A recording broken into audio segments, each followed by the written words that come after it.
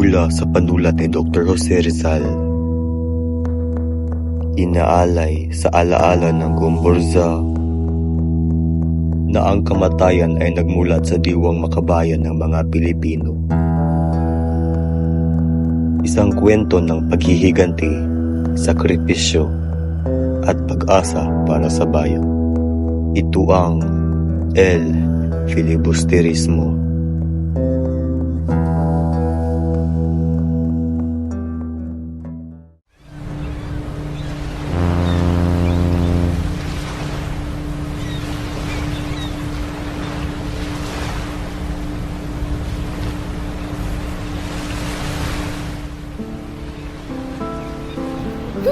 Napakabagal naman na barkong ito. Hindi na umunlad ang Pilipinas. Ang ilog ang may kasalanan, masyadong liko-liko ang daan. May solusyon na ko dyan. Mag-alaga ang lahat ng itik. Sila ang kakain ng mga suso sa ilalim ng ilog. Lalalim ang tubig dahil dito. Kadiri naman ang mga itik. Dadami ang dumi sa paligid. May mas mabilis na paraan. Gumawa ng tuwid na kanal mula sa Lawa hanggang Maynila. Gamitin ang mga bilanggo para magtrabaho. Maghihimagsik sila kung pipilitin silang magtrabaho. Walang magagawa ang mga tao. Noon ay gumawa sila ng mga piramide sa Ehipto. Sumunod sila dahil sa takot. Ngunit ang mga tao ay hindi alipin ng Ehipto. Ang mga salita ay walang saysay kung walang gawa. Ang mahalaga ay matapos ang proyekto. Mapanganib ang taong iyon, masyadong matapang ang kanyang mga mungkahi. Isa lamang siyang alahero na malakas sa kapitan general. Kamusta ang iyong plano para sa pagtuturo ng wikang Pilipino? Maayos naman po. Meron na kami mga guro at pondo para sa paaralan. Mahihirapan kayo. Maraming pari ang hindi sang-ayon sa iyong plano. Hindi po kami susuko. Karapatan naming matuto ng wikang Kastila upang magkaunawa ng lahat. Basilio, kumusta ang iyong pag-aaral? Bakit hindi ka bumibisita sa aming bayan? Maayos naman po. Marami lang akong ginagawa sa ospital, Ginoong Simon. At sino ang iyong kasama? Si Isagani po, isang mahusay na makata. Isang makata? Wala kayong mapapala sa tula. Halik kayo sa itaas at uminom din ng serbesa. Hindi po kami uminom ng serbesa. Ang sabi nila, ang taong hindi uminom ng serbesa ay walang sigla. Ang tubig ay matabang. Ang tubig ay matabang, ngunit nakamamatay ito kapag naging dagat. Kaya nitong lunurin ang buong mundo at sirain ang mga bangko.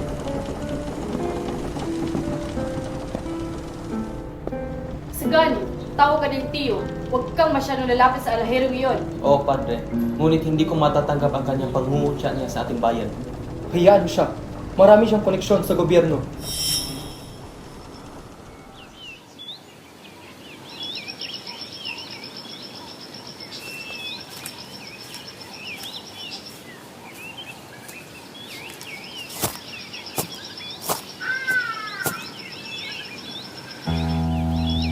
Ang lupa na ito ay pag-ari ng simbahan. Ha? Ano? Ako ang naglinis dito. Namatay ang asawa ko nung dahil sa hirap dito.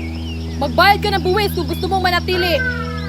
Sige, magbabayad ako para sa kapayapaan.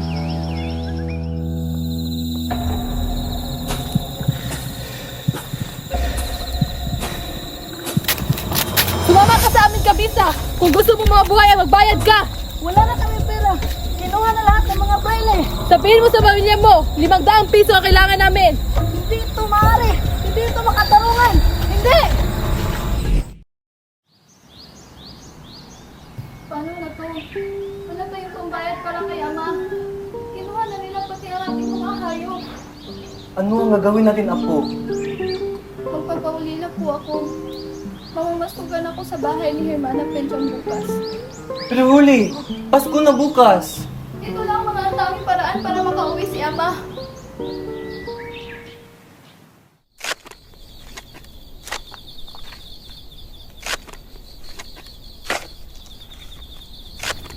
Labing 3 taon na ang nakalipas.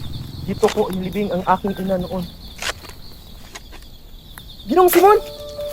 Ikaw ang taong tumulong sa akin upang ilibing ang aking ina noon?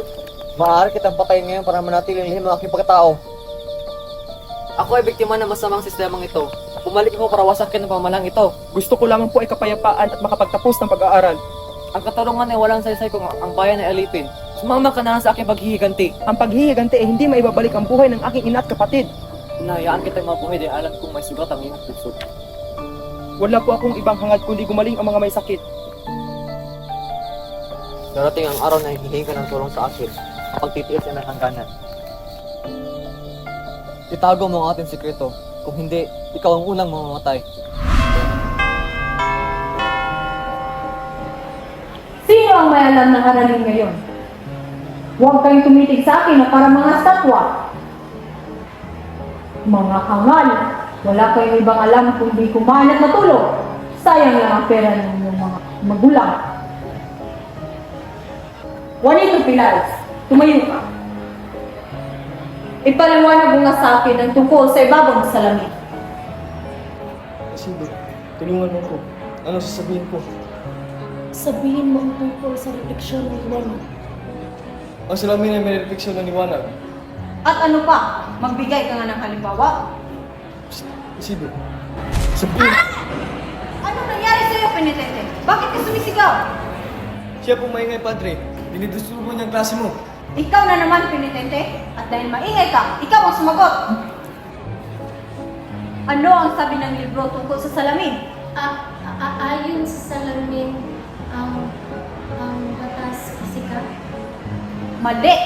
0 ka sa akin. At bakit 15,000 ang nakasulat dito sa pangalan mo? Padre, 5 beses lang po akong lumiban. Aba, sinasagot mo na ako?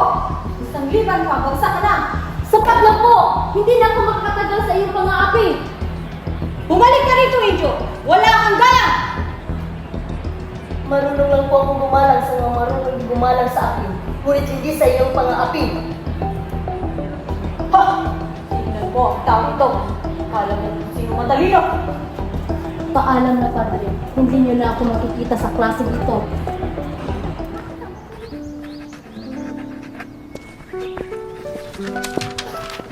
Magandang araw, Ginong Pasta.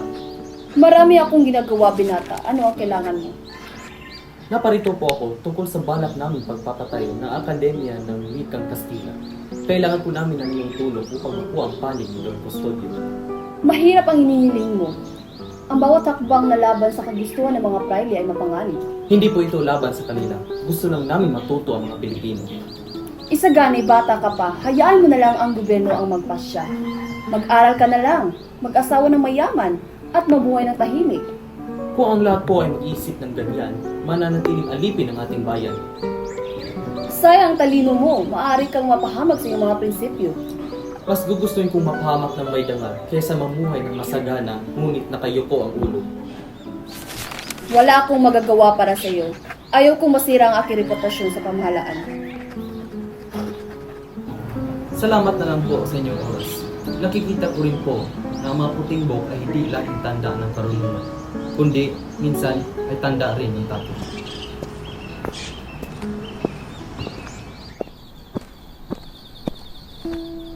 Ginong Simon, ano ang ginagawa mo rito? Kumusta ang may sakit? Wala na si Maria Clara. Namatay na siya ngayong hapon.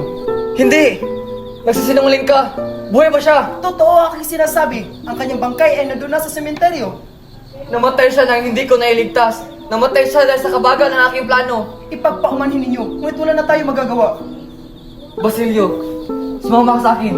Ngayong gabi ang pagsabog, ngayong gabi ang paghihiganti. Para saan pa? Wala na ang taong dahilan ng iyong pagbabalik. Kung wala na siya, kailangan mamatay lahat na nagpahirap sa kanya. Sa isang hudyat ko, sasabog ang buong lungsod. Hindi ko kaya pumatay ng mga inosenteng tao. Walang inosente sa lugar na ito.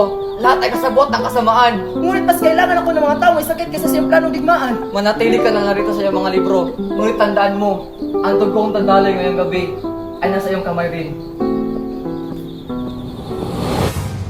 Huli! Huli! Huli! Huli! May masamang balita! Si Basilio nakulong sa Maynila! Ano? Si Basilio? Bakit? Wala siyang kasalanan! Sinasabing kasama siya sa mga nag-alsa. Pinapatay na ang ilan sa mga ito. Kailangan ko siyang iligtas! Kailangan ko ng tulong! Himano Pedro, tulungan niyo po ako! Kasalanan iyan ay hindi pagdarasal ng maayos. Huwag kang hingi ng tulong sa akin. Himano, parang awan niyo na! Sino pong matatakbuhan ko? Si Padre Camora, siya lang ay may malakas na boses sa gobyerno para mapalaya sa Basilio. Alam niyo po ang ugali ni Padre Camora. Natatakot po ako sa kanya.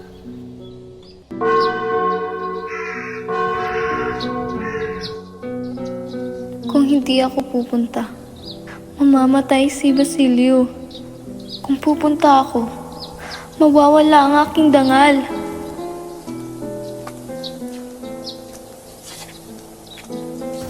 Ang tagal mo naman. Huwag ka nang mag-isip. Ito lang ang tanging paraan. Isipin mo ang buhay ni Basilio. Panginoon, bakit niyo po ako pinipili sa dalawang kamatayan? Halika na.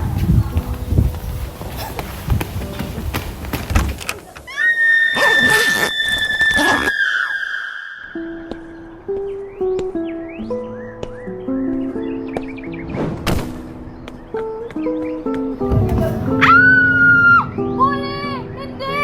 Tulong! Tumalon si Huli! Huli! Huli! Ginoong Simon! Basilio, nakalaya ka na pala. Ako ay nag-iisang masamang anak, kapatid. Pinabayaan ko ang ating bayan para sa aking sariling kinabukasan. Ano ang ibig mong sabihin? Wala na akong kinabukasan. Patay na si Huli. Patay na ang mahal ko. Naparito ako upang umanib sa iyong paghihiganti. Eksakto ngayong dating. Ngayong gabi ay magaganap ang pumipiging. Ang lamparang ito ang trako sa lahat. Isang lampara? Isang lampara lamang ang gagamitin mo upang wakasan ang buong Maynila? Sa loob nito ay may nitrong glycerina. Kapag lumobo ang lawit nito at pinihit ang mitsa, sasabog ang buong bahay ni Don Timoteo Pilais. Ngunit nandoon ang mga opisyal at mga praile. Tama, mamamatay ang lahat ng buhayan sa gobyerno. Magkakagulo ang lungsod at doon tayo papasok para sa himagsikan. Maghintay ka sa tapat ng San Sebastian sa ganap na ikasiyang na gabi. Pag narinig mo ang unang putok, pangunahan mo ang masa. Susundin ko po ang iyong inuutos. Wala na akong anumang takot na natitira. Sa wakas, nahanap natin ang tamang katarungan. Ang dugo ay dapat bayaran ng dugo. Mamamatay silang lahat sa gabi na kasal ni Juanito Pilais at Paulita Gomez.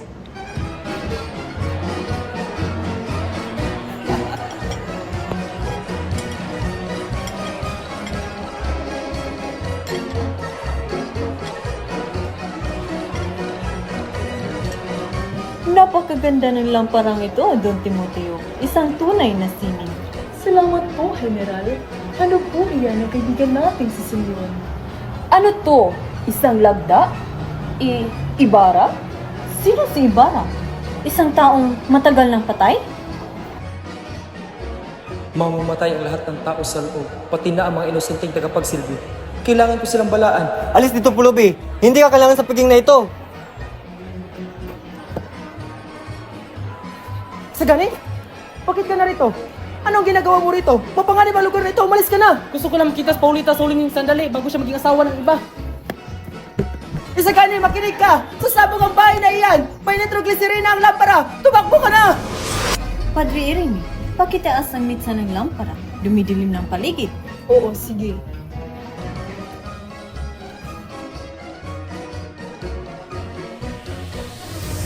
Magnanakaw! Ang lampara! Hanapin ang taong iyon! Dakpin ang magnanakaw!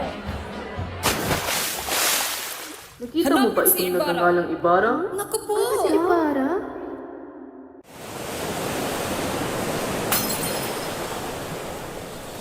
Anong ginawa mo, Ginoong Simon? Bakit ka uminom ng lason? Ayoko mahuli nila kong buhay. Mas mabuti pang mamatay na dalang aking mga lihim. Malaki ang iyong kasalanan, ngunit ang Diyos ay mapagpatawad. Magtapat ka sa akin. Ako si Crisostomo Ibarra. Bumalik ako para mahikanti at wasakin ang masamang pamalaan. Ginamit ko ang aking mga yaman para udyakan ang mga kasamaan sa itaas. Nagkamali ka ng landas, Ibarra. Hindi itinatama ng isang kasamaan ang isa pang kasamaan. Bakit hindi ako tinulungan ng Diyos? Bakit niya nayaang mamatay ang mga inosente at manalo ang mga masasama? Pinahinintulutan ng Diyos ang iyong pagkabigo dahil ang kalayaan ay hindi nakukuha sa pamamagitan ng pagpatay. Ang kalayaan ay dapat paghirapan at sa pamamagitan ng pag-ibig at pagpakasakit. Ano ang dapat natin gawin sa aking mga kayamanan? Wala na siya. Kaawaan ka ng may kapal.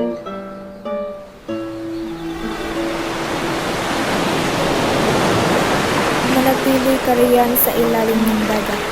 Kung kakailanganin ka ng tao para sa isang banal na layunin, kukunin ka ng Diyos sa kinailaliman.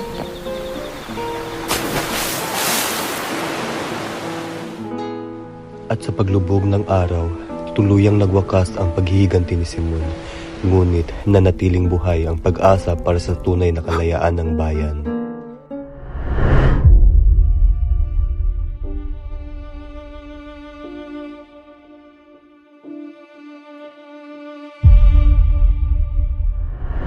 Tanggapin ang hamon, Buhay mo man nang siyang nakataya.